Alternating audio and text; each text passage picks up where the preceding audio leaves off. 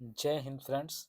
आज हम बात करेंगे NTPC NT NTPC CB CBT 2 exam analysis के बारे में कि जो क्वेश्चन आज के दिन में आए हैं एक्चुअल में वही क्वेश्चन जो कि स्टूडेंट द्वारा मिला है उन्हीं को हम लोग देखेंगे। चलिए शुरुआत करते हैं। हमारा पहला क्वेश्चन है कि सतत विकास सूचकांक जीडी एसडीजी इंडेक्स 2025 में भारत की रैंक क्या है। तो करेक्ट आंसर हमारा क्या हो जाएगी, भारत की रैंक 99 है। रैंक पर है, कुल 167 देश इसमें भाग लिए हैं। भारत की एसडीजी स्कोर लगभग 66.95 है। तो बहुत ही अच्छा क्वेश्चन आया था मेरे फ्रेंड्स। अगले क्वेश्चन की ओर चलेंगे। अगला क्वेश्चन है हमारा कि बोल रहा है कि एमएस ऑफिस में कर्सर के बाएं शब्द को हटाने के लिए किस शॉर्टकट कुंजी का प्रयोग किया जाता है। तो करेक्ट आंसर हमारा क्या हो जाएगा, कर्सर के बाएं शब्द को हटाने के लिए control plus back space shortcut कुंजी का प्रयोग किया जाता है।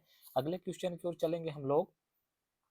अगला क्वेश्चन है हमारा कि फीफा विश्व कप 2034 की मेजबानी कौन सा देश करेगा। तो करेक्ट आंसर क्या हो जाएगा, फीफा विश्व कप 2034 की मेजबानी सऊदी अरब करेगा। ये कौन सा संस्करण होगा, 25वां संस्करण होगा।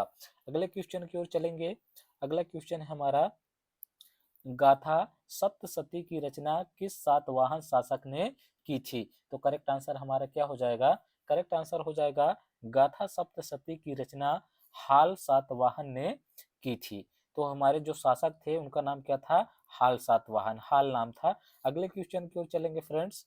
अगला क्वेश्चन है हमारा कि बीएमडब्ल्यू के वर्तमान में अध्यक्ष कौन है। तो बीएमडब्ल्यू एजी के बोर्ड ऑफ मैनेजमेंट सीईओ के अध्यक्ष ओलिवियर जिप्से हैं। करेक्ट आंसर हमारा क्या हो जाएगा, ओलिवियर जिप्से। अगले क्वेश्चन की ओर चलेंगे। बहुत ही अच्छा क्वेश्चन आया था मेरे फ्रेंड्स। बोल रहा है कि गांधी जी ने किस कानून को काला कानून कहा था। तो गांधी जी ने किस कानून को काला कानून कहा था। करेक्ट आंसर हमारा हो जाएगा, गांधी जी ने रॉलेट एक्ट को काला कानून कहा था। करेक्ट आंसर हमारा क्या हो जाएगा, रॉलेट एक्ट को काला कानून कहा था। रॉलेट एक्ट के बारे में थोड़ा सा हम लोग संक्षिप्त जानकारी ले लेंगे। तो रॉलेट एक्ट संक्षिप्त जानकारी है कि पारित कब हुआ, 1919 ईस्वी में। 1919 ईस्वी में। इसका आधिकारिक नाम क्या था, अराजक और क्रांतिकारी अपराध अधिनियम। इसके बारे में थोड़ा सा और मुख्य उद्देश्य क्या था इसका, ब्रिटिश सरकार को बिना मुकदमा चलाए किसी भी व्यक्ति को गिरफ्तार करने और कैद में रखने का अधिकार देना। इस कानून से न्यायिक प्रक्रिया को दरकिनार कर दिया गया था।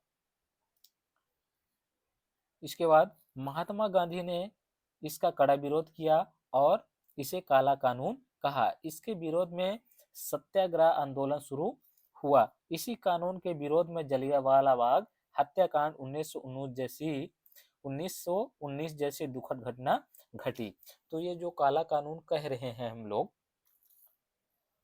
जो काला कानून कह रहे हैं, ये जो बहुत ही खतरनाक कानून था, जैसे कि बहुत ही खतरनाक हमारा 1919 में जो जलियांवाला बाग हत्याकांड हुआ था, इस प्रकार की घटना इसमें सामने देखने को मिली थी। तो जैसे कि हम बोलेंगे बहुत ही खतरनाक है। अगले क्वेश्चन की ओर चलेंगे। पीसीबी का फुल फॉर्म क्या है। पीसीबी का फुल फॉर्म है printed circuit board. Correct answer हमारा क्या हो जाएगा, प्रिंटेड सर्किट बोर्ड। अगले क्वेश्चन की ओर चलेंगे। चंद्रयान 2 के परीक्षण के समय भारत के प्रधानमंत्री कौन थे। तो चंद्रयान 2 के समय प्रधानमंत्री जो थे, अभी जो वर्तमान में है वही प्रधानमंत्री थे, नरेंद्र मोदी जी। चंद्रयान 2 के बारे में थोड़ा और जानकारी हम लोग देख लेंगे। चंद्रयान 2 जो था भारत का दूसरा चंद्र मिशन है, जिसे 22 जुलाई 2019 को लॉन्च किया गया था। इसका लक्ष्य चंद्रमा के दक्षिणी ध्रुव पर सॉफ्ट लैंडिंग कराना था। यह इसरो द्वारा संचालित मिशन था। इसरो कहाँ का संस्था है, आप लोग कमेंट में बताइए। अगले क्वेश्चन की ओर चलेंगे हम लोग। अगला क्वेश्चन है हमारे पास कि यूएस ओपन 2025 में कार्लोस अल्कराज ने फाइनल में किसे हराया? तो करेक्ट आंसर क्या हो जाएगा कि कार्लोस अल्कराज ने जैनिक सिनर को हराकर खिताब जीता।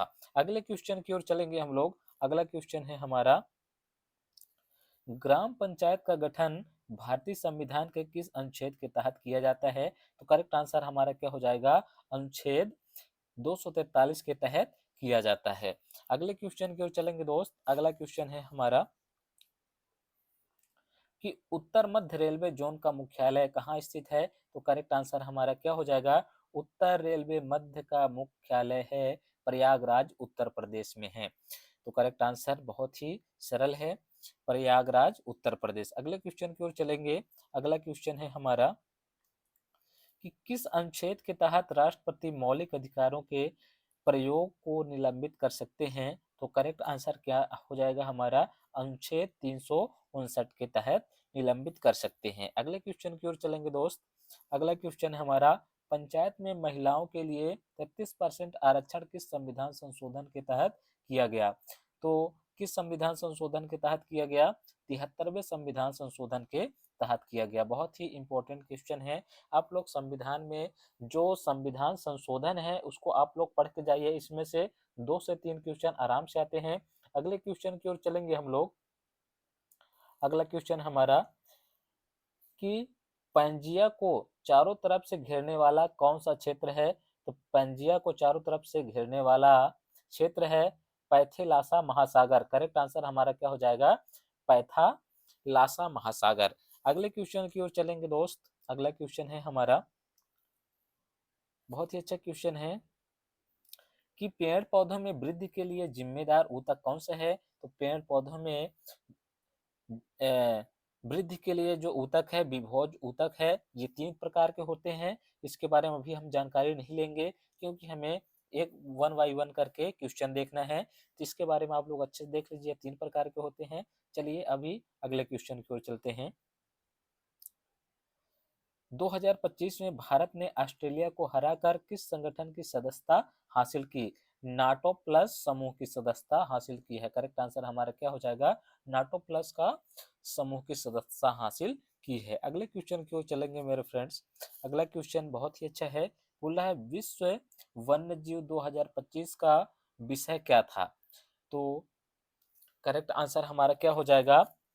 Connecting people and plants, exploiting digital innovation in wild life conservation. Correct answer हमारा हो जाएगा। अगले क्वेश्चन की ओर चलेंगे।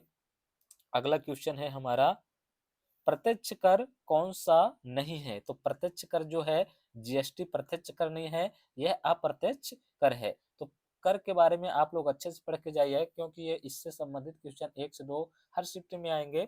अगला क्वेश्चन है हमारे पास कि भारत की पहली एआई आधारित आंगनवाड़ी किस राज्य से शुरू हुई? तो करेक्ट आंसर हमारा क्या हो जाएगा? महाराष्ट्र राज्य से शुरू हुई है। अगले क्वेश्चन की ओर चलेंगे। अगला क्वेश्चन है हमारे पास, साधारण ब्रह्म समाज के संस्थापक कौन थे? तो साधारण ब्रह्म समाज के संस्थापक थे केशव चंद्र सेन। करेक्ट आंसर है। ये एमपीपीएससी में भी एक क्वेश्चन आ चुका है। अगले क्वेश्चन की ओर देखेंगे। एमएस एक्सेल में सेल की अधिकतम ऊंचाई कितनी होती है? सेल की अधिकतम ऊंचाई होती है 409 पॉइंट। करेक्ट आंसर है हमारा 409 पॉइंट। अगले क्वेश्चन की ओर चलेंगे फ्रेंड्स। अगला क्वेश्चन है हमारा, हड़प नीति का सिद्धांत किसने दिया था? तो हड़प नीति का सिद्धांत लॉर्ड डलहौजी ने दिया था। करेक्ट आंसर हमारा क्या हो जाएगा? लॉर्ड डलहौजी। अगले क्वेश्चन की ओर चलेंगे फ्रेंड्स। अगला क्वेश्चन है, सूर्य के प्रकाश का कितना प्रतिशत हरी पत्तियां प्राप्त करती है? तो लगभग, करेक्ट आंसर हमारा क्या हो जाएगा? लगभग 1 से 2% प्रकाश अवशोषित करती है कौन? हरी पत्तियां। अगले क्वेश्चन की ओर चलेंगे। अगला क्वेश्चन है हमारा कि शिशु मृत्यु दर मापने के लिए किस आयु वर्ग के बच्चों की गिनती की जाती है? तो 1 वर्ष से कम आयु के बच्चों की गिनती की जाती है। जो अगर 1 वर्ष से कम है उन्हीं को शिशु मृत्यु दर में गिनती की जाती है। तो बहुत ही अच्छा फ्रेंड्स। अगले क्वेश्चन की ओर चलेंगे, चेन्नई बंदरगाह किस जल क्षेत्र के अंतर्गत आता है? तो चेन्नई बंदरगाह जो है बंगाल की खाड़ी क्षेत्र में आता है। करेक्ट आंसर क्या हो जाएगा हमारा? बंगाल की खाड़ी क्षेत्र में आता है। अगले क्वेश्चन की ओर चलेंगे। अगला क्वेश्चन है हमारा कि गंगाईकोंडा, क्या बोल रहा है? गंगाईकोंडा चोलापुरम की उपाधि किसने धारण की थी? तो गंगाईकोंडा चोलापुरम की उपाधि राजेंद्र प्रथम चोल ने धारण की थी। अगला क्वेश्चन है हमारा, जो कि आज का लास्ट क्वेश्चन भी है। पौधा अपनी जड़ों से पानी किस प्रक्रिया द्वारा अवशोषण करता है? तो करेक्ट आंसर हमारा क्या हो जाएगा? परागण। इसको बोलेंगे हम ऑस्मोसिस प्रक्रिया द्वारा पानी को अवशोषण करता है। आप लोग ये बताइए कमेंट में कि पौधे का जो भोजन है किसके द्वारा सभी अंगों में या फिर पौधे के सभी भागों में फैलता है। तो उम्मीद करता हूँ बहुत अच्छे से आप लोग समझे होंगे। मिलते हैं अगले वीडियो में, तब तक के लिए थैंक यू सो मच।